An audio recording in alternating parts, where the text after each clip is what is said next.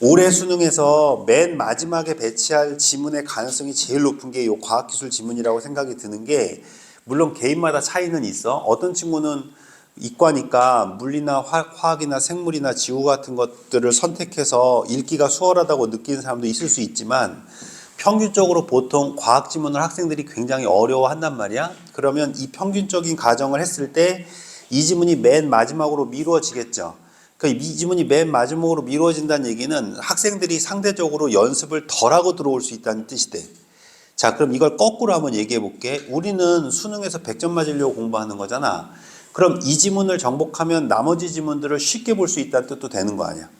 맞아? 그래서 오늘하고 다음 주 2주 동안은 진짜 난도가 높은 이 두 가지의 세트의 지문을 가지고, 이 지문을 가지고 과학인데 이걸 어떻게 국어처럼 읽는지를 가르쳐 줄 거야.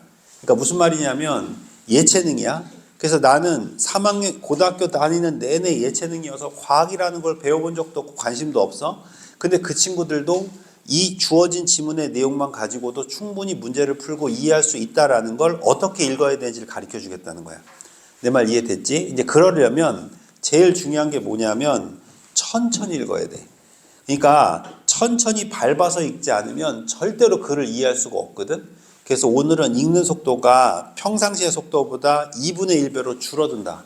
천천히 읽는 게 뭔지를 지금부터 보여줄 테니까 요걸 그대로 따라오고, 그 다음에 오늘 수업 끝나고 나서 이제 올릴 건데 단톡방에 과학기술 지문은 내가 선별하려고 하다가 하나도 안 뺐어.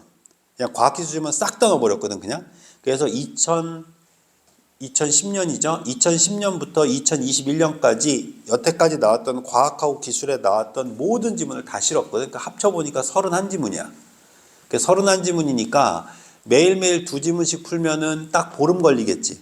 그러니까 2주 동안 풀 수 있다는 뜻이 돼. 그러니까 이 지문도 여러분들이 꼼꼼하게 매일매일 2지문씩 연습을 했으면 좋겠다. 그러니까 그 지문은 충분히 연습할 만한 가치가 있죠. 왜냐하면 기출문제들이니까. 그지? 그리고 여기서는 어떻게 읽는 건지에 대한 걸 배우자 이 얘기야. 여기까지 됐니? 그래서 오늘 총 6지문 정리할 거고요. 다음 주에 또 나머지 6지문 정리할 겁니다. 아시겠죠? 이런 식으로 정리해 나갈 테니까 잘 따라와 봐.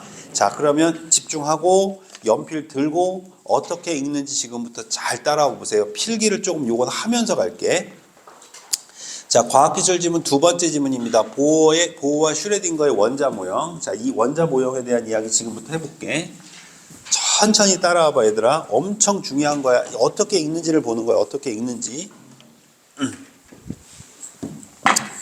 뭐 그렇다고 너무 긴장할 필요는 없어. 별거 아닌데. 자, 읽어볼게 일단. 자, 읽어도 될까? 자, 첫 번째 줄 무조건 밑줄 치기 시작한다. 자, 수소 기체의 전기 방전을 일으키면 끊어봅시다. 에너지를 흡수한 수소 분자의 분자 내 결합이 깨지면서 끊어봅시다. 수소 분자가 수소 원자들로 분해된다. 끊어봅시다. 자, 이제 여기서 대소관계 파악이 돼야 돼. 그럼 얘들아, 처음에 제일 큰 게 뭐니? 수소, 기체지. 자, 어떻게 읽나 봐봐. 자, 나는 기체가 뭔지 모르는데 기체가 제일 큰 것 같아. 문장 봐봐. 수소 기체의 전기 발생을 일으키면 그 수소 기체 안에 있는 뭐가? 분자들의 결합이 깨진다고 그랬지. 맞니 얘들아? 그럼 기체보다 작은 게 뭐니? 기체보다 작은 게 분자지.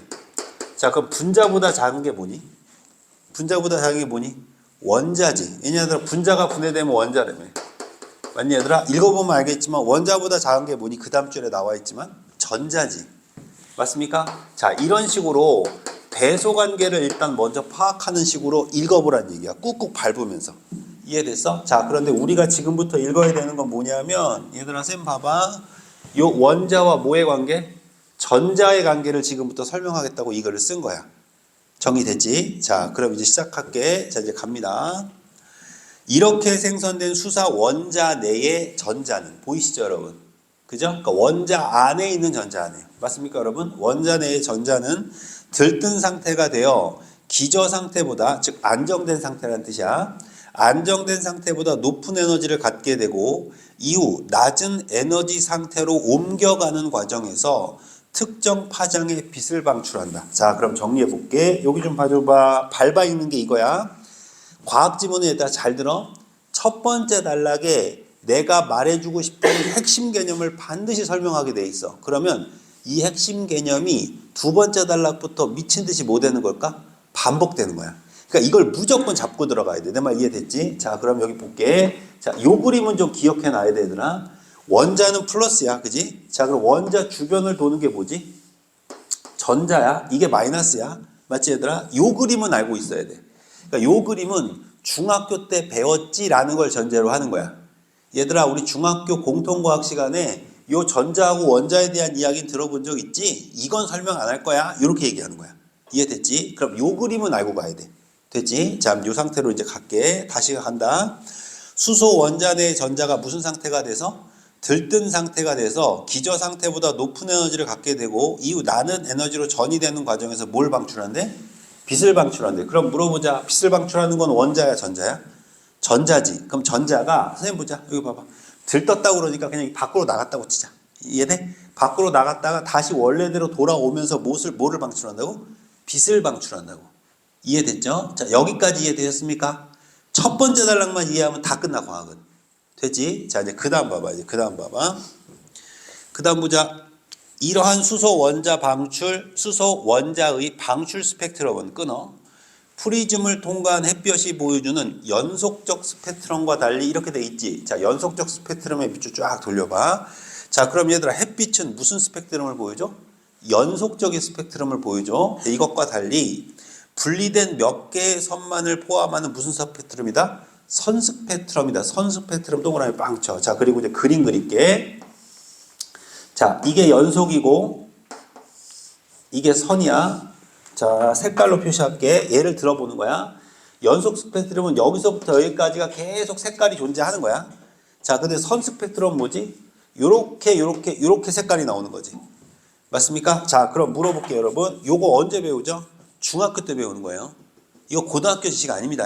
이거 중학교 때 지식이에요. 그럼 연속 스펙트럼이 아니라 무슨 스펙트럼을 보인다? 선 스펙트럼을 보인다는 건 여기 좀 봐줘봐. 이 전자가 여기에 꽉 차 있다는 거야? 비어 있는 곳도 있다는 거야? 비어 있는 곳도 있다는 거지. 그렇지. 그러니까 전자가 만약에 여기서부터 여기까지 꽉 차 있다면 무슨 스펙트럼이 나와야 돼? 연속 스펙트럼이 나와야 되잖아. 맞니, 얘들아? 그런데 이렇게 중간중간이 뻥뻥뻥 뚫려가지고 색깔이 없다는 거는 전자가 비어있는 상태로 있다 이 얘기잖아. 내 말 이해됩니까, 여러분? 그래서 연속적이 아니라 무슨 적이다? 불연속적이다. 맞니, 얘들아? 그런데 거기에 불연속적이라는 말 썼니? 그러네. 그 다음 줄에 써있네. 어찌됐건 연속적 스펙트럼이 아니라 무슨 스펙트럼? 불연속적 스펙트럼, 선 스펙트럼입니다. 자, 요 첫 번째 단락만 이해하면 돼서 그래. 지금 여러분들이 과학기술 지문에 수특에 나오는 모든 지문 있지? 이거 첫 번째 단락만 이해하면 다 이해할 수 있어. 오케이? 자, 근데 여기까지 읽어보니까 얘들아 엄청나게 특별한 과학식 필요하니 필요 없니? 필요 없지. 요 정도만 알고 오라는 거야. 요 정도만.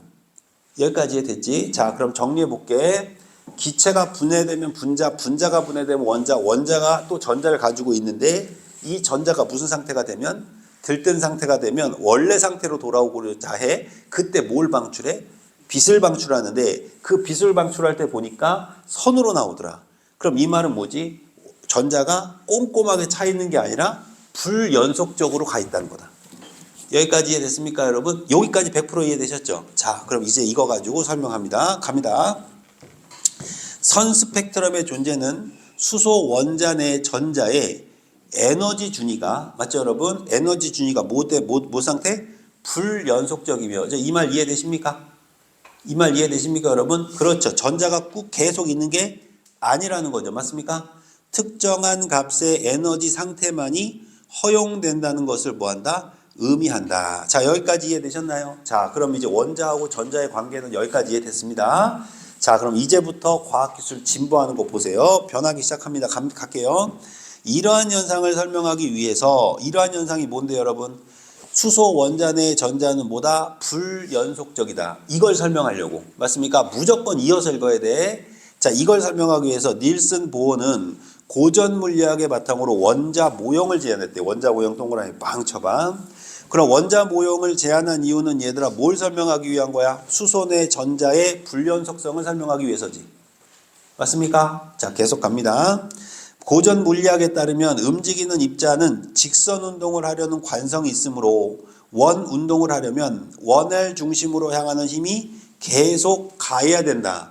보어는 전자가 원자로부터 떨어져 나가지 않고 돌고 있는 것은 양전하를 띤 원자일까? 칠판 보시죠. 양전하. 맞죠? 자, 그 다음 음전하를 띤 전자 사이에 뭐 때문이다? 인력 때문이다. 그럼 물어봅시다. 얘가 지금 무슨 운동을 해야 돼? 직선 운동을 하고 싶어 해. 맞지? 그러면 일로 날아가야 돼. 날아가야 되는데 날아가 못 날아가. 못 날아가. 이유는 뭐냐면 얘가 얘를 뭐 하고 있기 때문이다? 당기고 있기 때문이다. 자, 이걸 뭐라고 부른다? 인력이라고 부른다. 그럼 당기고 있으니까 날아가지 못하고 뱅뱅뱅 뭐 하는 거죠? 도는 거죠. 자, 예를 들어서 예은이가 선생님 손을 잡고 있어. 예은이는 바깥으로 뛰쳐나가려고 하는데 내가 손잡고 뭐 하는 거지? 돌고 있는 거지. 내 말 이해됩니까, 여러분? 그래서 요렇게 돌고 있는 거다. 문장 이해되세요? 자, 이게 밟아서 읽는 거야. 자, 근데 얘들아, 내가 이 얘기를 왜 이렇게 강조하는 거냐면 이 지문이 오늘 보는 지문 중에 제일 어려워. 자, 그런데 이걸 읽을 때 이렇게 천천히 잠깐 생각을 하잖아. 얘들아, 이것 때문에 강조하는 거야. 이거 명심해야 돼. 천천히 읽으면서 생각을 하잖아. 그럼 나도 모르는 사이에 사고력이라는 게 생겨. 그러면 이것보다 낮은 상태의 지문을 만나면 엄청나게 빠른 속도로 읽게 돼. 내가 이걸 가르쳐주고 싶은 거야, 오늘. 자, 이게 무슨 말이냐면 잘 들어봐. 선생님이 저번 주에 우리 큰아들이 웬일인지 모르겠지만 영화 한 편 보여주겠다 해서 따라 나가서 영화 한 편을 봤거든. 승부라는 영화를 봤어. 근데 걔가 이제 날 보여준 이유는 아빠가 바둑을 좋아하니까, 이 양반 또 바둑 좋아하는 양반이니까 영화 한 편 보여줘야지 보여준 것 같아. 근데 그게 이제 바둑 얘기인데 잠깐 얘기를 해주면 조은현하고 이창호라는 사람이 옛날에 있었어. 바둑을 엄청나게 잘 두는 전 세계 랭킹 1위야. 근데 걔네들이 바둑을 둘 때 가만히 보면 계속 기계적으로 둘까? 계속 생각을 할까? 계속 생각을 해. 그럼 봐. 계속 생각을 하니까 고수랑 고수끼리 들 때는 두는 속도가 느릴까 빠를까? 졸라 느려. 그래가지고 아침에 바둑 둔 다음에 점심 먹고 와서 또 두고 한 판을. 점심 둔 다음에 저녁 먹고 와 또 둬. 옛날에는 시간 제한이 없을 때 1박 2일로 둔 적도 있어. 그러니까 그런 식으로 길게 두거든. 오케이? 그러면 우리가 볼 때 엄청 느려 보이지, 얘들아. 자, 근데 그 사람이 이제 하수들을 만나잖아? 그러면 12명을 쭉 바둑판을 깔아주고 혼자 돌아다니면서 들어. 툭툭 두면서 이렇게. 그러니까 12명하고 1대 12로 붙는 거야. 그럼 내 앞에 바둑판이 있잖아. 그럼 내 앞에 바둑판은 나만 두는 거잖아. 근데 그 사람은 12명의 바둑판을 돌아다니면서 이렇게 둬. 오케이? 자, 그게 뭘 의미하는 걸까? 고수는 하수를 만나면 너무 쉽게 둔다는 거야. 맞니, 얘들아? 그지? 이게 이거야. 내가 너희들한테 오늘 알려주고 싶은 게 지문을 꾹꾹 밟아서 읽으면 너희들이 이거 읽었을 때 그 느낌과는 완전히 달라. 별거 아닌 것처럼 보인다고. 그럼 나중에는 별거 아닌 지문을 만나면 진짜 우습게 보는 거지. 내 말 이해돼? 요걸 오늘 꼭 느끼게 해주고 싶은 거야, 선생님은. 오케이? 자, 요게 목표야, 오늘은. 자, 다시 봐. 상식적으로 이해가 돼야 돼. 무조건 외우는 게 아니야. 이해가 돼야 돼.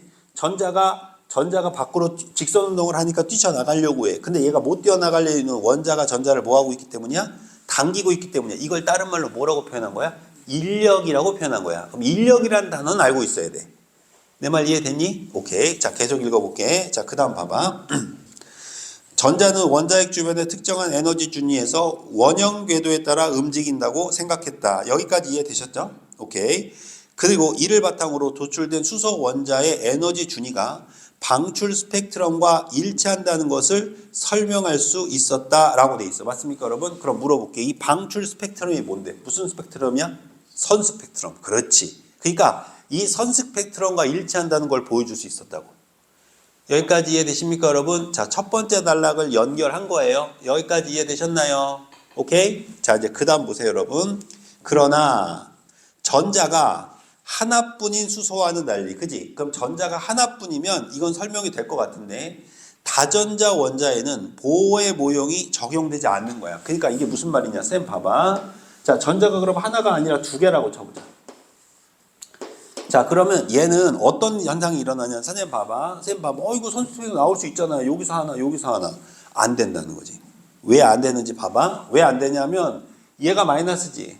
얘가 마이너스지. 그럼 얘는 서로 밀어낼까 땡길까? 밀어내겠지. 내 말 이해됩니까, 여러분? 그럼 얘하고 얘는 서로 뭐 하려고 할까? 밀어내려고 할 거 아니야. 그럼 전자가 두 개일 때는 이게 설명이 안 된다는 거야. 내 말 이해돼? 이걸 생각해 보라는 거야. 자, 전자가 하나일 때는 원자가 얘를 당기는 인력 때문에 밖으로 뛰쳐나가지 않고 돌고 있다는 게 이해가 된다.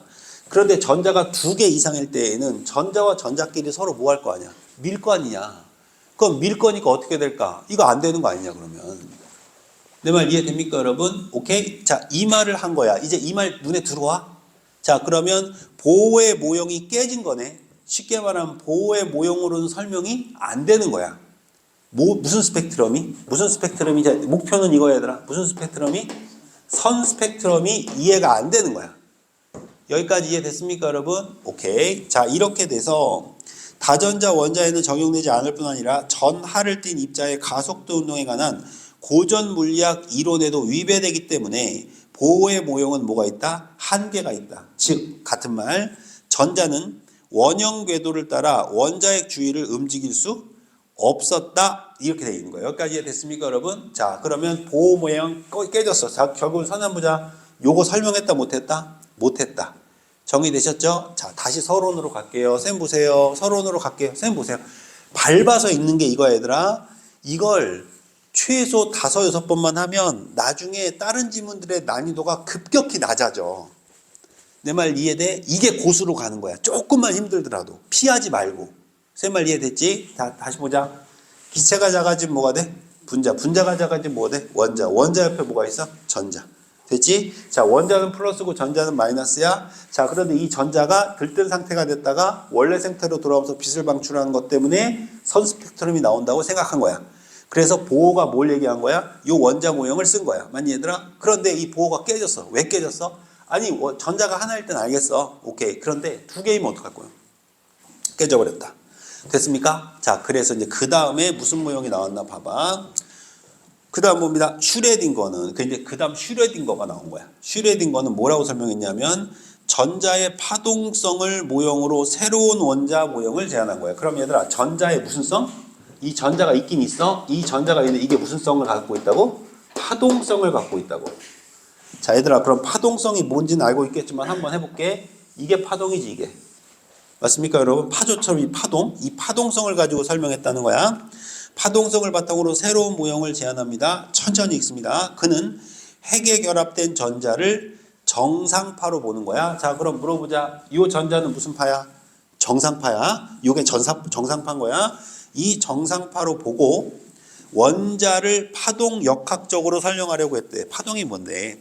기타나 바이올린에서 양쪽 끝이 고정된 현이 특정 음을 내는 것처럼 파동이 특정 영역 안에 고정된 경우 파동이 정상 상태에 있다고 하고 그러한 파동을 무슨 파? 정상파라고 한다. 자, 그럼 물어보자, 얘들아. 자, 여기서 선이 이렇게 묶여 있어. 자, 밟아 있는 게 이거야. 선이 요쪽 끝하고 요쪽 끝에 묶여 있어, 얘들아. 자, 그 상태에서 기타 줄을 띵 튕기면 줄이 왔다 갔다 하다겠지. 맞아, 안 맞아? 그런데 요 안에서 여기 매여 있으니까 여기서 벗어나 못 벗어나? 못 벗어나죠. 맞습니까, 여러분? 요걸 무슨 파? 정상파라고 하자. 여기까지 이해됐습니까, 여러분? 자, 그럼 요 그림을 또 확장해 볼게. 그럼 요거는 지금 직선이잖아. 자, 그럼 이거를 그림으로 표현해 볼게. 그럼 전자가 원래 이렇게 도는 줄 알았지? 자, 근데 어떻게 도는 거야? 이렇게 도는 거지. 이해돼? 그러니까 쉽게 말하면 요 원자가 원운동을 하는 건 맞는데 그 원의 안에 묶여 있어. 묶여 있는 상태에서 파동이 있는 거야, 지금. 이해됩니까? 위아래로 이렇게 왔다 갔다 하면서 돌고 있다는 거야. 쌤 말 무슨 말인지 이해 가세요, 여러분? 그러면 요 원의 굴레를 벗어나긴 해, 안 해? 안 하지. 원의 굴레를 벗어나진 않지만 거기서 왔다 갔다 하고 있는 거지. 여기까지 이해됩니까? 자, 그래서 그 다음 보자. 이제 이해돼, 이 말? 이 말 이해되지? 자, 그래서 그 다음 봐.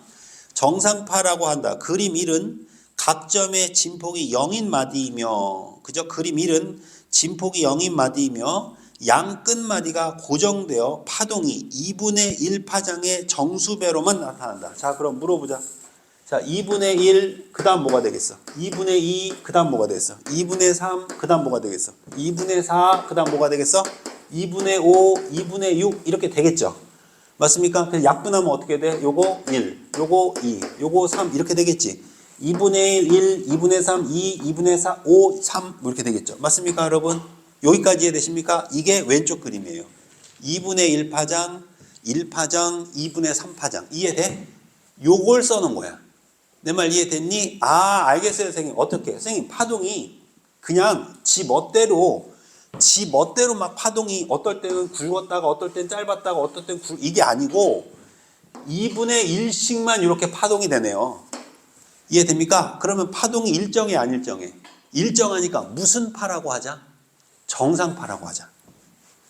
여기까지 이해됐습니까? 그러면 얘가 이렇게 돌긴 도는데 이 돌 때 이렇게 돈다는 거죠. 이렇게 정상파처럼 이렇게. 내가 그림 그릴 때 조금 위축돼. 왜냐면 그림을 그리면 애들이 더 이해를 못 하더라고. 그래가지고 근데 이해는 되지 얘들아? 여기까지 나름대로 연습해봤어. 이거 그림도 한번 내가 그려봤어. 이해됐어? 자 이제 그 다음 봐봐.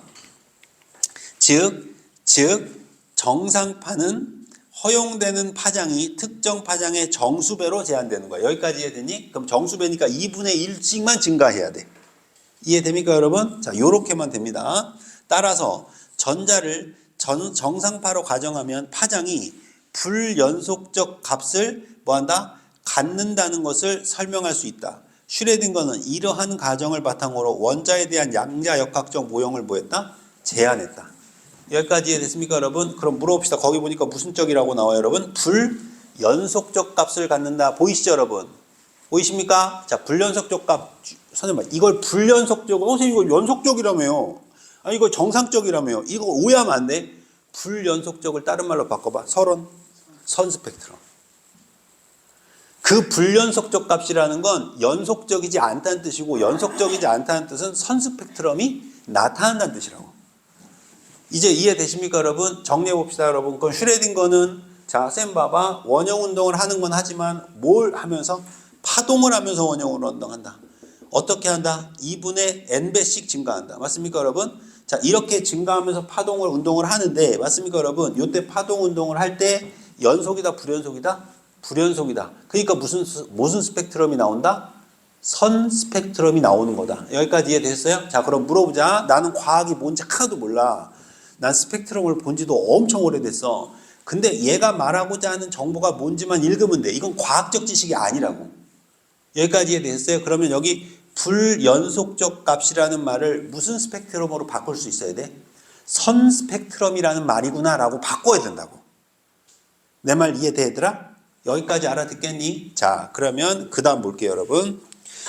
슈레딩거는 이러한 가정을 바탕으로 원자에 대한 양자역학적 모양을 제안했습니다. 3차원 공간에서 전자의 위치를 나타내는 좌표가 XY지고 당연히 XY지겠지. 왜냐하면 얘들아 3차원은 얘들아 뭐니까? 입체니까.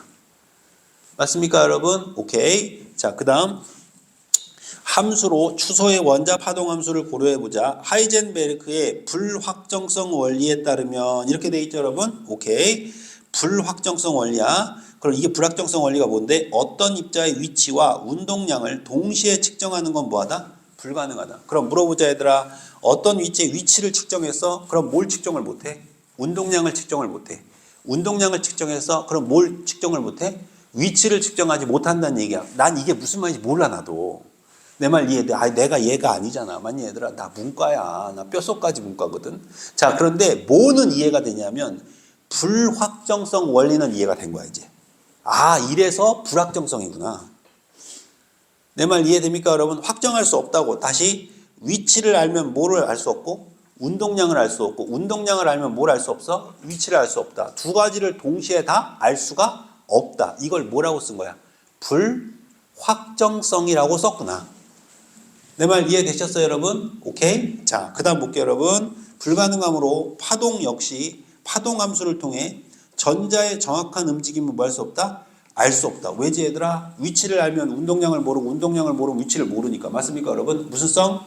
불확정성. 이제 얘들아 과학이 아니라 국어로 읽는다는 게 무슨 말인지 알겠어? 오케이? 자, 그 다음 보자. 하지만 파동함수 제곱값은 특정한 물리적 의미를 가집니다. 그 값은 공간의 특정 점 부근에서 전자를 발견할 확률이에요. 다시 특정 점 부근에서 전자를 발견하는 거야. 점에다 동그라미 치고 전자에 동그라미 치는 거야. 특정한 점에서 전자를 발견할 확률이야. 알겠지 얘들아? 자, 계속 읽을게. 예를 들어 볼게. 점 1, 점 2 이렇게 전자를 발생할 확률은 두 점의 좌표에 따른 파동 함수값을 제곱한 이후 나 이거 몰라. 이들 사이의 비율을 계산해서 얻을 수 있는데 어떻게 얻을 수 있냐면 점 2의 함수값의 제곱에 대한 점 1의 함수값의 제곱의 비율이 100이라고 나온 거야. 예를 들어 이걸 또 가끔가다 계산해 달라는 애들이 있어. 다 못해. 이해돼 얘들아? 하여튼 이게 계산해 보니까 100이 나오면 점 1에서 전자를 발견할 확률이 100배라는 뜻이래. 이제 이해됐지? 자, 그럼 쌤 보자. 어떤 점이 이렇게 있어. 그럼 여기서 전자를 발견할 확률이 무슨 뜻이야? 100이라는 뜻이래. 100배가 높다는 뜻이래. 아, 여기에 전자가 있을 확률이 훨씬 더 높아? 이 뜻이래. 정리돼서? 자, 다시 읽을게. 하지만부터 읽는다. 하지만 파동 함수의 제곱값은 특정한 물리적 의미를 가집니다. 어떤 의미인데 그 값은 공간의 특정한 점 부근에서 전자를 발견할 확률을 말하는데요. 예를 들어서 점 1과 점 2가 있다고 했을 때 두 점의 좌표에 따른 파동 함수 값을 제곱한 후에 이들 사이의 비율을 계산하면 얻을 수가 있대요. 몰라요 나는. 얻을 수 있대요 얘는. 이해돼? 그럼 이건 시험에 나와 안 나와? 안 나온다고요. 이해됩니까? 그런데 이걸 내요. 점 2의 함수값의 제곱에 대한 점 1의 함수값의 제곱의 비율이 100이라고 뜬다면 이 말은 무슨 말하고 똑같냐면 점 1에서 전자를 발견한 확률이 점 2에서 발견할 확률의 몇 배다? 100배라는 뜻이다. 그럼 어디에 전자가 있을 확률이 높다? 점 1에 있을 가능성이 높다라는 뜻이다. 이제 이해됩니까 여러분? 요게 국어처럼 읽는 거야. 여기까지 이해되셨나요 여러분? 오케이? 자, 점 얘기 계속합니다. 따라서 파동 함수를 제곱하여 내가 이걸 왜 강조하는지 좀 이따 보면 나와. 갑자기 이상해져 내용이. 봐봐.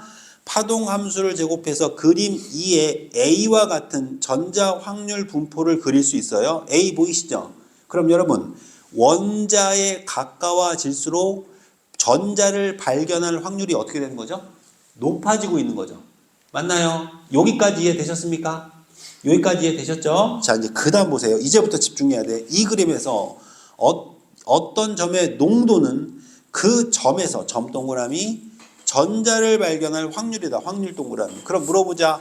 농도가 지날수록 전자를 발견할 확률이 뭐하다? 높다. 여기까지는 오케이? 여기까지는 오케이? 자, 근데 그 다음 보세요. 이때 전자를 발견할 확률은 핵에서 멀어질수록 감소하죠. 거기 보니까 옅어지는 거 보이세요? 그죠? 그러면 점 안쪽에 있을수록 확률이 높죠. 따라서 수소 핵 주위의 공간이 그림 2에 A와 같이 겹겹이 껍질로 쌓여 있다고 가정하면 자, 이제부터 잘 봐. 여기서 이제 애들이 멘붕 온 거야. 봐봐. 껍질 속에 전자를 발견할 확률은 그림 2의 B와 같이 특정 거리까지 증가하다가 감소한다. 이게 이해가 안 되는 거야. 자, 봐봐. 그럼 물어볼게. 쌤 봐봐. 쌤 봐봐. 그림으로 치자면 이 원자 주변에 있는 여기가 제일 새까맣지? 맞아 안 맞아? 그치? 원자 주변에 있는 데가 제일 새까맣지? 그러면 여기에서 전자가 발견될 확률이 제일 높다는 뜻이잖아. 맞습니까 여러분? 그러면 그래프가 오른쪽 그래프가 되려면 어떻게 돼야 돼? 이렇게 돼야 되는 거 아니야? 맞아 안 맞아? 왜? 오른쪽 B그래프 봐봐. 핵으로부터 거리가 뭐 할수록? 오른쪽 X축 멀어질수록. 맞습니까 여러분? 맞습니까 여러분? 전자를 발견할 확률은 뭐 해야 돼? 높아져야 되잖아. 맞아요? 자, 그런데 어떻게 돼? 이렇게 된대잖아. 그럼 여기서부터 여기가 제일 뭐 해야 되는데? 많아 써야 될 것 같은데 갑자기 좀 떨어졌다가 증가했다가 떨어지잖아. 맞습니까 여러분? 자, 이것 때문에 국어를 어떻게 읽는 건지 봐. 조금 전에는 점에서 발견할 확률이었지. 맞나요? 자, 근데 이번엔 뭐죠? 껍질 속에서 전자를 발견할 확률로 바뀐 거야, 말이. 자, 그럼 이 말이 무슨 말이냐? 자, 그림 그릴게. 여기 좀 봐줘봐. 얘들아, 어떻게 읽는지 조금 느낌 와? 자, 다시 한번 그려볼게. 여기 전자가 있어. 원자가 있어. 자, 예를 들어, 이렇게 있다고 쳐보자. 이렇게 있다고 쳐볼게. 그러면, 잘 들어봐. 전자가 전자가 여기서 돌고 있잖아. 그지? 그런데 여기 봐봐. 여기에서도 전자가 있을 수 확률이 원자에 가까워질수록 원운동을 이렇게 하는 애들도 있을 거 아니야. 맞지 얘들아? 그러면 원자에게 가까워질수록 전자가 있을 가능성이 높다. 맞지 얘들아? 어디에서? 점에서. 맞습니까? 어떤 특정 점에서. 내 말 이해돼? 자, 그런데 중요한 건 이걸 하나의 뭐로 보자? 껍질로 보자. 껍질. 전체를 하나의 통째의 껍질로 보자. 내 말 이해돼? 그럼 통째의 껍질로 보면 여기 봐봐 얘들아. 통째의 껍질로 보면 봐봐. 껍질의 두께가 어느 쪽이 더 두꺼워? 나갈수록 더 두껍지. 껍질의 두께는 나갈수록 더 두꺼워지잖아. 아니 얘들아 원자를 요만큼 둘러싸고 있는 애랑 이만큼 둘러싸고 있는 애는 요만큼 둘러싸 얘보다 더 클 거 아니야. 내 말 무슨 말인지 알겠어? 그럼 껍질로 가정했을 때는 전자가 더 많을 가능성은 어디가 더 높아? 껍질이. 두꺼울수록 더 많아지겠지. 내 말 이해돼? 요게 요 말을 써는 거야 지금. 내 말 이해돼? 다시 봐봐. 각 껍질 속에서 그림 A와 같이 겹겹이 껍질로 쌓여 있다고 가정하는 거야. 껍질로 쌓여 있는 거라면 각 껍질 속에 전자를 발견할 확률은 그림 2의 B와 같이 특정 거리까지 증가하다가 이제 이해됩니까? 그럼 어느 정도까지는 증가하는 거야. 맞니 얘들아? 왜? 선생님 봐봐. 껍질이 훨씬 더 뭐하니까? 두껍잖아. 내 말 이해돼? 그러니까 이거는 점을 발견할 확률인 거야. 어떤 특정 딱 점에서 선생님 봐봐 얘들아. 여기 예를 들어 볼게. 자 이해해야 돼. 자 이렇게 이해해 줄게. 봐. 여기 안에 전자가 10개가 있다고 쳐봐 얘들아. 그럼 여기도 전자가 예를 들어 10개 있다고 쳐봐 얘들아. 그러면 요 껍질 안하고 요 껍질 안 중에서 어떤 특정 점을 딱 찍었을 때 그게 딱 전자일 확률은 얘가 높아 얘가 높지. 왜냐하면 부피가 작으니까. 내 말 이해돼? 그러면 점으로 딱 봤을 때 전자가 발견되는 확률은 어디가 높고? 원자에 가까워질수록 높고. 오케이? 자, 그리고 이걸 하나의 껍질로 봐. 껍질로 본다면 이 껍질 안에 전자가 개수는 훨씬 더 뭐가 더 많을 수 있어? 얘가 더 많을 수 있다. 내 말 무슨 말인지 이해 갑니까 여러분? 그래서 그걸 그렇게 써놓은 거예요. 그래서 특정 거리까지 뭐 하다가 증가하다가 뭐 할 것이다? 감소할 것이다. 그럼 선생님 왜 감소합니까? 그걸 설명하겠지. 왜냐하면 핵으로부터 거리가 멀어질수록 전자를 발견할 확률은 감소하지만 각 껍질의 부피는 증가하므로 각 껍질 속에서 전자를 발견할 확률, 즉 방사 방향 확률은 증가하다가 뭐하기 때문이다? 감소하기 때문이다. 이때 수소 원자에서 방사 방향 확률의 최대값을 나타내는 핵으로부터 거리는 보호 모형 궤도 반지름과 뭐한대? 일치한대. 어찌됐건 선생님 보자 얘들아. 이게 무슨 내용인지 알겠니? 자 그럼 쌤 봐. 이게 수능에 그대로 나올까? 안 나와요. 자 근데 쌤 봐봐. 아까 조은현이하고 이창호하고 둘이 바둑 두면은 하루 종일 둔다 그랬지. 그지? 자 그런데 이렇게 하루 종일 두던 사람들이 나중에 고수가 되면 하수들이 쭉 있으면 12명도 동시에 둘 수 있다 그랬지. 똑같은 거야. 문장을 읽는다는 건 그냥 읽는 게 아니고 이렇게 천천히 읽어서 밟아보는 거야. 그리고 조금이라도 의심이 되면 멈춰놓고 돌려보는 거야. 새 말 이해돼 얘들아? 계속 이 과정을 거치다 보면은 스스로 독해력이 증가한다는 걸 느낄 수가 있어. 어려운 거 인정.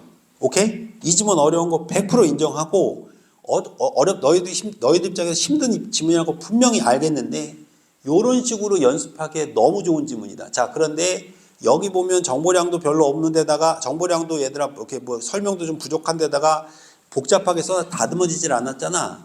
수능 기출 지문은 그걸 수십 번 수백 번을 다듬어서 고쳐서 쓴 거야. 내 말 이해돼? 그럼 그 지문을 가지고 계속 너희들은 두 지문만 가지고 연습을 해보라는 거야 쌤 말은. 그래서 오늘 내가 단톡방에 올려주면 절대 욕심내지 말고 선생님 저는 근데 과학기술 자신 없습니다. 그럼 한 지문씩만 하세요. 괜찮으니까. 한 지문씩 하면 한 달이면 끝나. 내 말 이해돼? 한 지문씩 하면 한 달이면 끝난다고.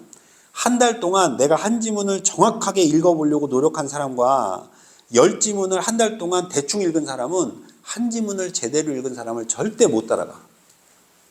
쌤을 무슨 말인지 알겠지 얘들아? 내가 지금 밟아 읽으니까 이 지문 내용은 이해됐어 안 됐어? 어느 정도 됐지 얘들아? 이렇게 읽어야 돼 지문을. 이렇게 읽지 않으면 절대 과학기술 못 잡아. 쌤 말 이해되지? 그래서 너희들한테 올해 수능에서 지문을 세팅할 때 분명히 인문에서 고난도 지문이 나올 수도 있고 과학기술 지문에서 고난도 지문이 나올 수도 있어. 어떤 분야에서 고난도 지문이 나올지는 모르지만 분명히 킬러 지문이 하나 등장할 거란 말이야. 근데 그 킬러 지문을 너희들이 정말 수월하게 하려면 이렇게 읽어야 돼. 쌤 말 이해돼? 그럼 쌤 너무 시간이 오래 걸리잖아요. 아니라니까. 잘 들어봐. 이 지문은 시간이 오래 걸릴지 모르지만 나머지 지문 9개는 너무 쉽게 읽힌다고. 내 말 이해? 이게 해결되는 순간에 나머지 지문이 너무 쉬워진다고. 내 말 이해됩니까? 요걸 지금 슬슬 한번 도전해 보자는 얘기예요.